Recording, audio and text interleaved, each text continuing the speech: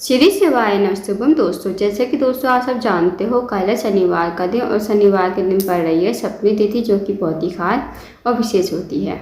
बस दोस्तों, आपको 7 काले तिल के दाने से अचूक उपाय करना है। यदि दोस्तों आप इस उपाय करते हो ना, तो जो भी आपकी मनोकामना होगी, चाहे वो धन को लेकर हो, व्यापार को लेकर हो, नौकरी को लेकर हो, या फिर आपके जीवन की कोई अधूरी मनोकामना हो, काफ़ी दिन से अधूरी पड़ी हो, तो इस उपाय करने से आपकी मनोकामना अवश्य ही पूरी हो जाएगी। अगर आपके जीवन में कोई समस्या चल रही है धन को लेकर, कर्ज को लेकर, तो वो समस्या भी आपके जीवन से समाप्त हो जाएगी।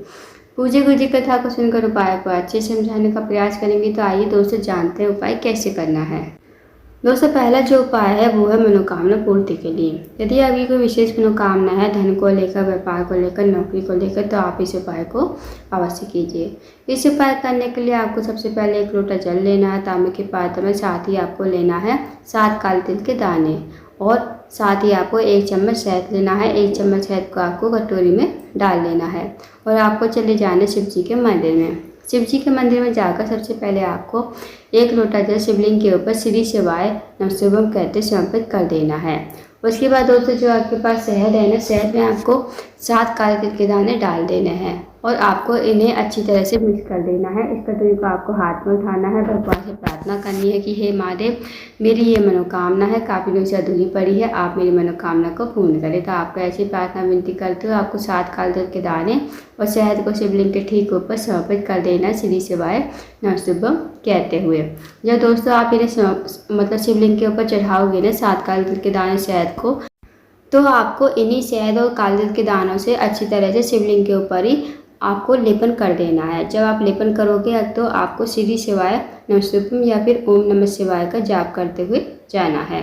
उसके बाद दोस्तों, आपको भगवान को प्रणाम करके विनती करके आपको अपने घर पर आ जाना है।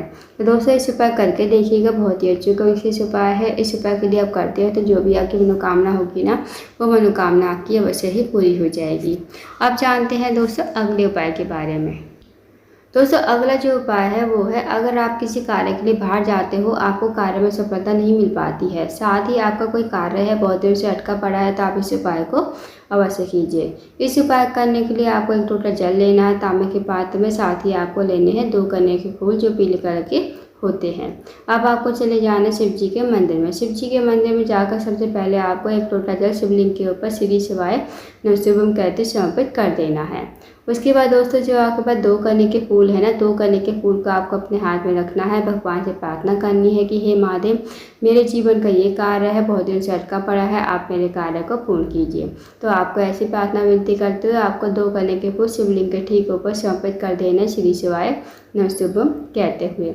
2 मिनट आपको मंदिर बैठना है, श्री शिवाय नमस्तुभम का जाप करना है, फिर आपको भगवान को प्रणाम करके विनती करके आपको अपने घर पर आ जाना है। तो दोस्तों, करके देखिएगा, ये भी बहुत ही अचूक विशेष उपाय है। जो भी आपका कार्य अटका पड़ा है, इस उपाय करने से आपके कार्य सारे संपूर्ण हो जाएंगे। अब जानते हैं दोस्तों अगले उपाय के बारे में। दोस्तों, अगला जो उपाय है वो बहुत ही ज़्यादा विशेष है। अगर आपके घर में कोई व्यक्ति काफ़ी दिन से बीमार पड़ा है, उसकी जो बीमारी है दूर होने का नाम नहीं ले रही है, तो आप इस उपाय को अवश्य कीजिए। इस उपाय करने के लिए आपको 1 लोटा जल लेना है तांबे के पात्र में। साथ ही आपको लेनी है 1 बेलपत्र, जो कहीं से कटी फटी खंडित ना हो। अब आपको चले जाना है शिव जी के मंदिर में। शिव जी के मंदिर में जाकर सबसे पहले आपको 1 लोटा जल शिवलिंग के ऊपर श्री शिवाय नमस्तुभम कहते समर्पित कर देनी है। उसके बाद दोस्तों, जो आपके पास बेलपत्र है ना, बेलपत्र को आपको अपने सीधे हाथ की हथेली पर रखना है। भगवान से प्रार्थना करनी है कि हे महादेव, मेरे घर का ये व्यक्ति है काफ़ी दिन से बीमार पड़ा है, आप इसकी बीमारी को ठीक करें। तो आपको ऐसी प्रार्थना विनती करते हुए आपको बेलपत्र को उस रोगी व्यक्ति का नाम लेते हुए, गोत्र बोलते हुए, बेलपत्र को आपको कुंदकेश्वर महादेव का नाम लेते हुए शिवलिंग के ऊपर समर्पित कर देना है। 2 मिनट आपको मंदिर बैठना है, श्री शिवाय नमस्तुभम का जाप करना है। अब जो आपने बेलपत्र चढ़ाए देने शिवलिंग के ऊपर, वो आपको महादेव से विनती करते हुए औषधि के रूप में आपको अपने घर पर लेकर आनी है।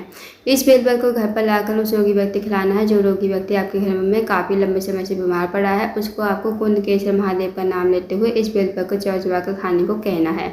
यकीन मानिए दोस्तों, जो भी उसकी रोग बीमारी होगी ना धीरे धीरे समाप्त हो जाएगी। तो इस उपाय को करके देखिएगा, बहुत ही अचूक और विशेष उपाय है।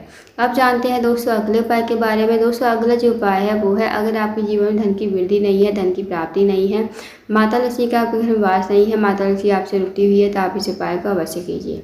इस उपाय करने के लिए आपको एक लोटा जल लेना है तांबे के पात्र में, साथ ही आपको लेनी है 7 चने की दाल जो खंडित नहीं होनी चाहिए, और एक छोटा सा गुड़ का टुकड़ा आपको लेना है।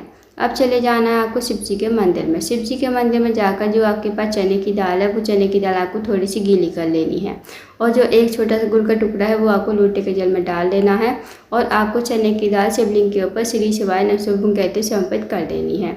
उसके बाद जो आपके पास एक लोटा जल है जिसमें आपने गुड़ का टुकड़ा डाला है, वो आपको अपने हाथ में उठाना है। भगवान से प्रार्थना करनी है कि हे महादेव, मेरे जीवन धन की वृद्धि नहीं है, धन की प्राप्ति नहीं है, माता लक्ष्मी का हमारे घर में वास नहीं है, माता लक्ष्मी आपसे रुठी हुई है, आपको जैसे कृपा करेगी हमारे जीवन में धन की वृद्धि हो, धन की प्राप्ति हो, और माता लक्ष्मी हमारे घर में हमेशा वास करे।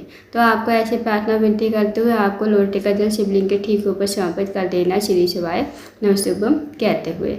2 मिनट आपको मंदिर बैठना है, श्री शिवाय नमः का जाप करना है। अब आपको भगवान को प्रणाम करके विनती करके आपको अपने घर पर आ जाना है। तो दोस्तों करके देखिएगा, बहुत ही अचूक विशेष उपाय है। इस उपाय यदि आप करते हो तो जो भी आपकी मनोकामना होगी वो मनोकामना आपकी अवश्य ही पूरी हो जाएगी। साथ ही इस उपाय को करने से धन की जो भी समस्याएं होंगी ना, वो समस्या आपकी दूर हो जाएगी।